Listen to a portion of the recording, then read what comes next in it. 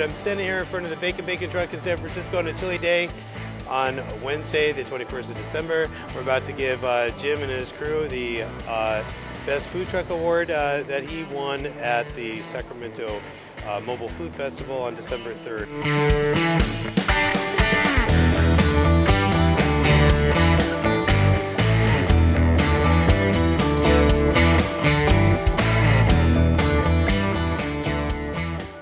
Jim, how are you? Good, good.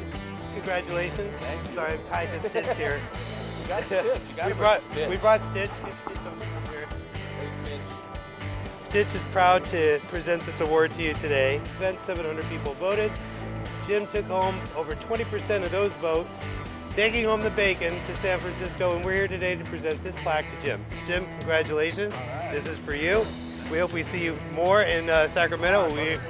We're to hear more about you in San Francisco, I'm sure. Definitely. I'd love to come back up to Sacramento. We had a great time, and crowds were supportive. So this is great. I'm just happy to be a food truck that's doing well and a part of the scene. So. Bringing home the bacon. Bringing home the bacon. Right. Exactly. This is great. All right. Thank you so much.